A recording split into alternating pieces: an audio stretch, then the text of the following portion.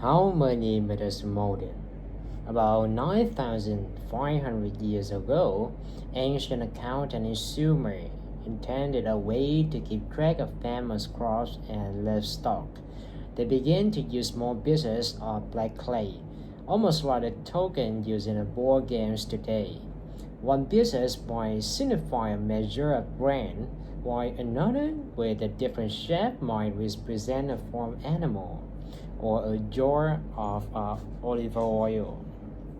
Those little celery shapes might not seem to have much in common with today's 100 bill, or with the credit cards and online transactions that are rapidly taking the place of cash.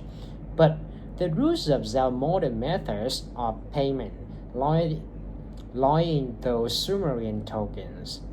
Certainly, such early accounting tools evolved into a system of finance and into money itself, a symbolic representation of value that can be transferred from one person to another as payment for goods or services.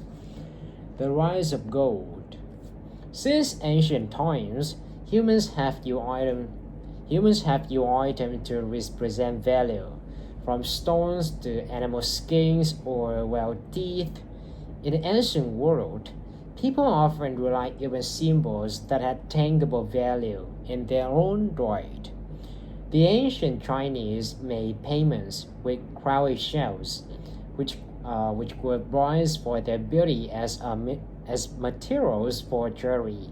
As Pliny Davis noted in his book, a history of money from ancient times to the present day. Cowrie shells are durable, easily cleaned and coated, and defy imitation or counterfeiting. But eventually, there arose a new universal currency, gold. The gleaming metal could be combined with the metals at high temperatures to create alloy. It was easy to melt and hammer into shapes. It became the raw material for the first coins, created in Lydia, present Turkey, around 2,700 years ago. Lydian coins look much like today's coinage. They were irregular in shape and size and didn't have values inscribed on them. Instead, they used a stamp image to indicate their weight and value. The result, explained financial or the corporate silver, was an economic system in which you knew the value of what you had and what you could buy with it. Unlike modern money, ancient coins were the economist can for body or commodity money. Their value was fit by metal in them. The birth of trade. Money's convenience made it easier for ancient merchants to develop large-scale trade networks, in which spice and grain could be bought and sold across a distance of thousands of kilometers. The slip to the first recent exchange in the ancient Greek city-state of Corinth. Banks were set up where the fortune traders could exchange their own coins for Corinthian ones. In the centuries that followed, trade routes forged the more cultural connections between nations and regions. Besides exchanging money and goods, traders can also separately retrade beliefs, knowledge, and new inventions, creating connections among far-flung cultures.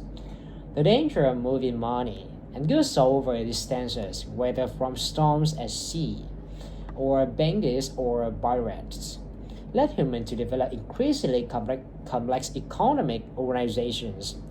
In the 16,000s, investors gathered in London coffee house began to underwrite traders and colonists to head into the New World, financing the voyages in exchange for sale of the crops or goods they brought back.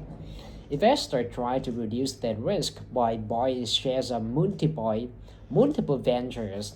It was the start of it was the start of a global economy in which fa- in which in which vast quantities of products and money began to flow across bordering search of profit. Notes and bills. By the 17 by the 17 by the 1700s, the global economy had grown so much that it was inconvenient to transport and store large quantities of coins. Several societies therefore shifted toward paper currency. The earliest paper bills were literally receipts that gave the bearer ownership of gold or silver coins that could be collected on demand. But as little Thomas Lloyd Thomas, but as Lloyd Thomas explained in his book, Money, Banking, and Financial Markets, bankers eventually realized that many people simply use their notes rather than redeeming them for gold. It means that the banker didn't actually need to have enough gold on hand to cover all the notes they issued.